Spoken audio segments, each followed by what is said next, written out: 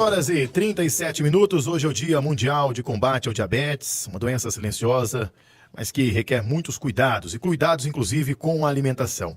Para isso a gente recebe uma nutricionista aqui no nosso estúdio, Paula Ceplin. Isso mesmo, a Mayara Faquiano, né, que vai estar falando com a gente sobre essa alimentação, como o diabético deve manter, né, essa alimentação regrada, como ingerir os alimentos, tanto fruta, legumes, se tem alguma recomendação diante disso. Primeiramente, eu queria agradecer a sua presença aqui no nosso estúdio da CBN Prudente.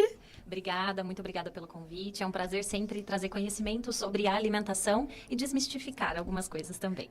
Mayara, só a gente começando aí a nossa conversa, qual que é a melhor dieta para quem tem diabetes?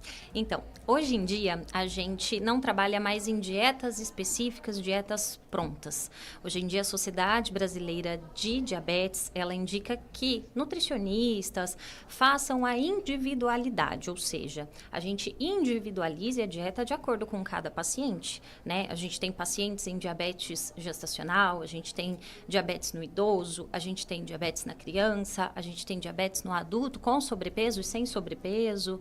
Então, a gente tem que analisar as comorbidades que estão associadas a esse diabetes e aí, através disso, fazer o planejamento dessa dieta, desse plano alimentar, de acordo com a necessidade do paciente.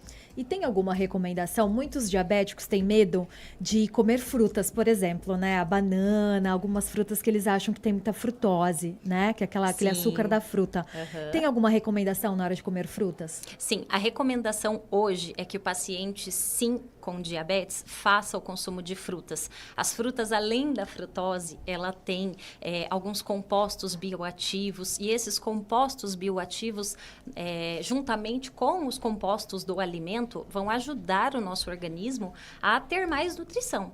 Então, hoje em dia, a gente não previne, né, diabetes ou não controla o diabetes reduzindo o consumo de frutas. A gente orienta o paciente a melhorar o consumo dessa fruta. Então, uma banana, por exemplo, que é tida como muito medo pelos pacientes diabéticos, eu não posso comer banana.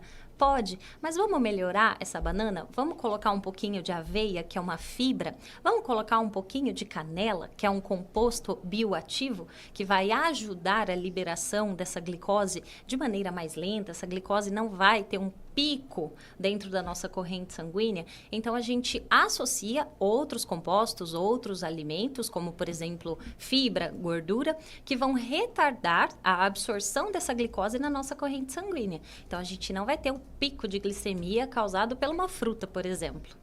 No caso de uma criança, deve ser complicado, né? Fazer uma dieta para uma criança diabética, né? Quer comer doce, quer comer chocolate, quer tomar refrigerante. Sim, no caso no diabetes infantil, né? Geralmente ele está mais associado ao diabetes do tipo 1, né? Ou seja, o pâncreas não produz insulina por algum motivo, alguma produção, né? Ou algum fator que causou essa diabetes tipo 1, né? Então, o pâncreas da criança já não produz insulina. Então, a criança ela já vai ter que ser acompanhada pelo endocrinologista para fazer a reposição desse hormônio, da insulina.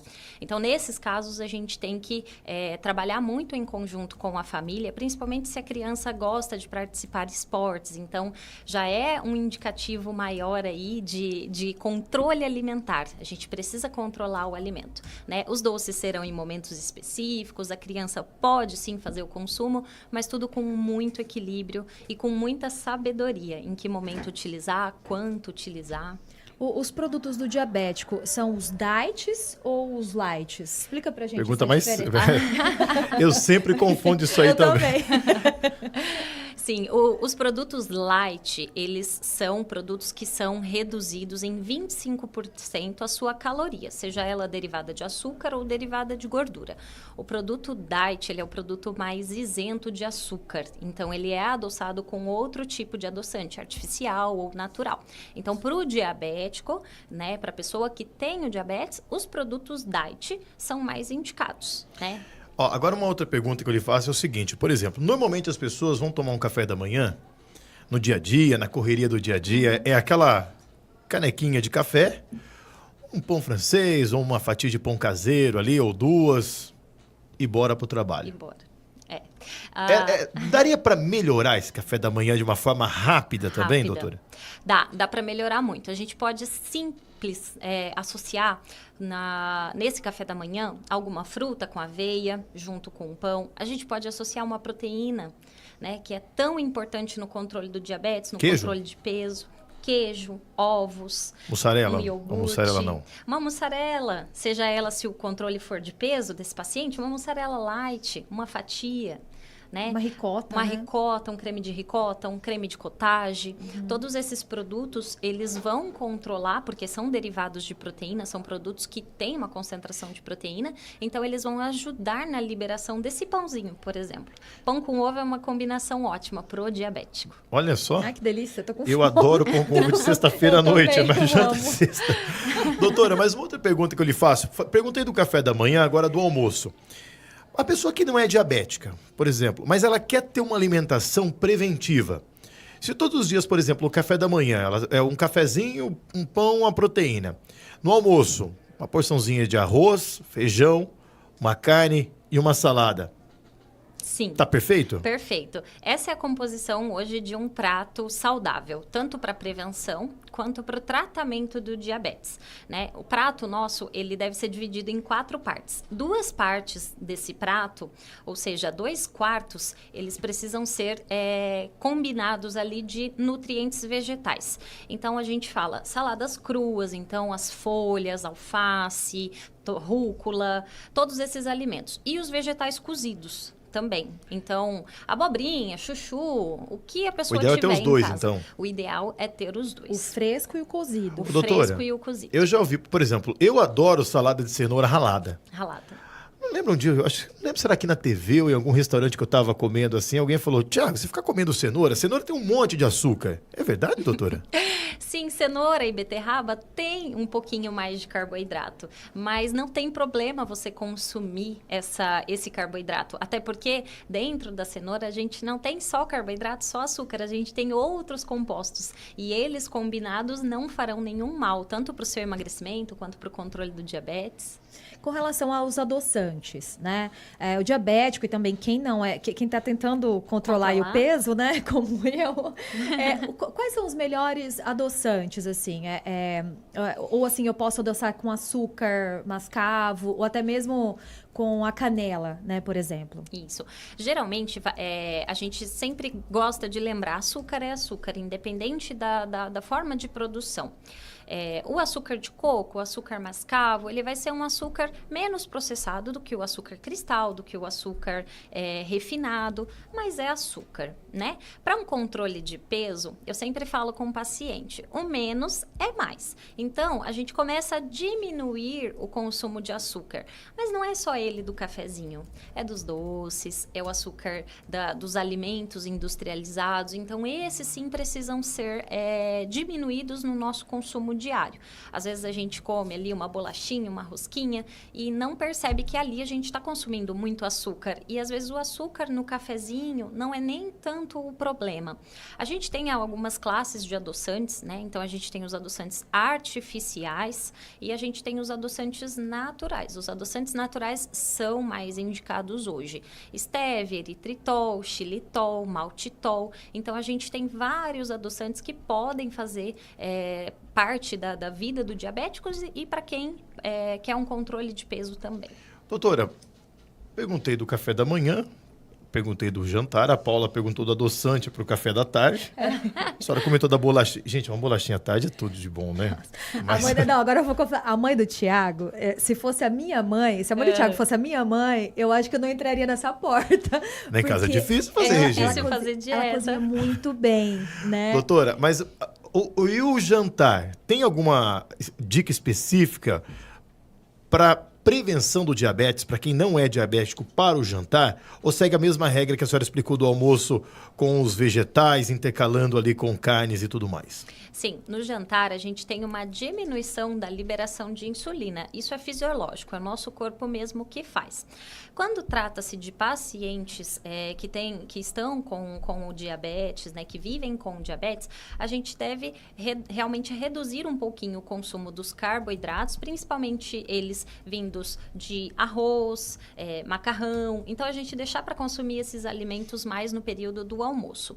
No período do jantar, a gente pode fazer estratégias simples, como, por exemplo, colocar os tubérculos na forma do nosso carboidrato. Tubérculos são os? Batata cozida, mandioca cozida, cará, inhame, todos esses são os tubérculos, que são alimentos debaixo da terra. Eles carregam, sim, o carboidrato, mas eles são carboidratos de menor absorção.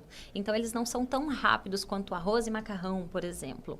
Então, a gente trabalha com essa associação. No período da noite, um jantar mais leve, mais rico em proteína, rico em legumes cozidos, salada. É muito importante fazer esse controle.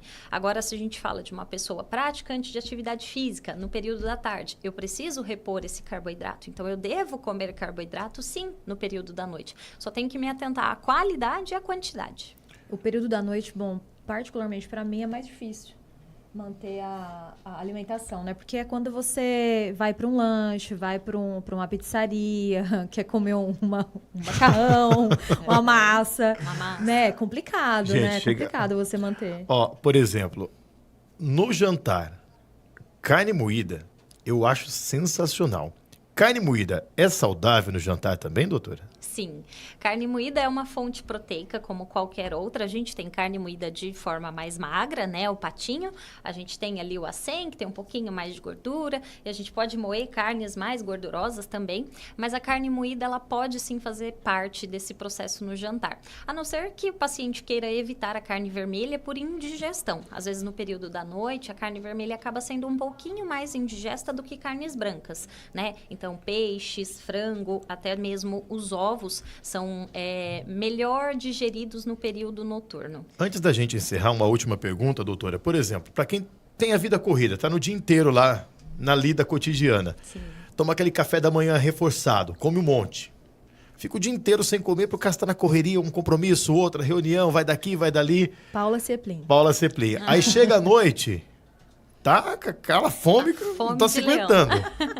Tá tudo errado. O certo é dividir em doses homeopáticas ao longo do dia, né? Sim, hoje em dia, padrão ouro de tratamento, né? Tanto de doenças como de controle de peso mesmo, prevenção de sobrepeso, obesidade, a gente fracionar essa dieta ao longo do dia. Porque não adianta nada a gente fazer aquele pratão de refeição no período da manhã ou no período do almoço e passar a tarde inteira sem comer nada. Então, a gente deveria colocar pelo menos um lanchinho da tarde e dividir o nosso dia em pelo menos 4 refeições. Café da manhã, almoço, café da tarde e jantar. Não existe uma regra de horas. Eu tenho que comer de 3 em 3 horas. Não, isso não existe. Mas eu tenho que pelo menos ter essas 4 refeições distribuídas para que eu não saia do almoço e só jante com uma fome muito grande. E aí eu vou concentrar toda a minha fome e toda a minha refeição do dia no período do jantar, que é onde a gente vai fazer o quê? Jantar, tomar um banho e dormir. É isso. É bem isso, Thiago. Orientações para Thiago. Não, eu consegui reequilibrar. Eu pesava 112 quilos. Conseguiu mesmo. Nossa! Sigo todas as orientações que eu perguntei para o fininho. doutor. Que legal. Parabéns. Consegui Parabéns. ter uma qualidade de vida melhor. Sim mesmo. Controlar a pressão arterial também. É muito importante. O fato da gente cuidar da alimentação não é só por estética, é para a gente cuidar da nossa nutrição interna, ou seja, a gente nutrir o nosso corpo, porque o nosso corpo é um carro. Se a gente coloca um combustível bom, ele vai andar bem e ele vai ter maior tempo de uso. Se a gente coloca combustível ruim nesse carro o tempo todo, ele vai trabalhar sobrecarregado. E aí começa a aparecer as doenças crônicas não transmissíveis. Hipertensão, diabetes, obesidade, que a obesidade é um problema mundial hoje. Então, por isso que as medicações estão evoluindo, os tratamentos estão evoluindo para controle da obesidade. Olha só. Obrigada, viu?